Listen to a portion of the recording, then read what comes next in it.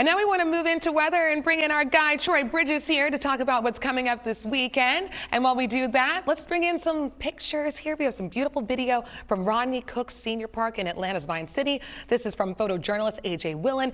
Captured this video. Beautiful weather today, Troy. Great day. Yes. Absolutely.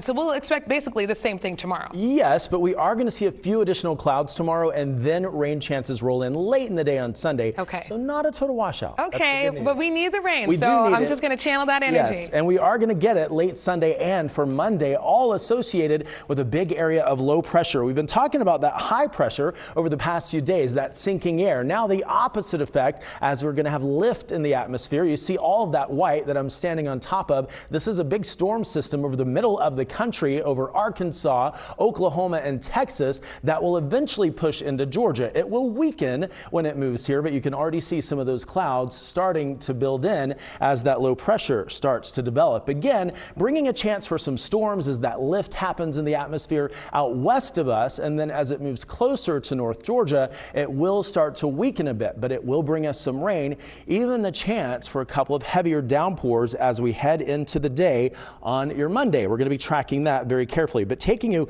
close to home here across the state of Georgia, we do have that fire danger, and that will continue until we get some measurable rain in here. Could see 1 to 2 inches of rain before it's all said and done by the middle of next week, with minimal rain chances heading into the end of next week. So that's not quite a drought buster, but you can see the shading here across all of the Atlanta metro. That is the fire threat, because the wind will continue and we still have those dry conditions. Now we will get that rain in here again late on Sunday, and that will help us just a little bit. So we'll certainly take what we can get. As we show you those low temperatures for tonight, we're going to see the temperatures dropping, but they're not going to be quite as cool as we've seen over the past few nights. I do want to take you into the radar though. This is as we go into late Sunday and early on Monday. We're going to start to see those showers building in. Watch the clock there at the bottom of the screen. We're going to loop this a few times. You can see the rain first developing out west and northwest. Areas like Rome seeing some of those showers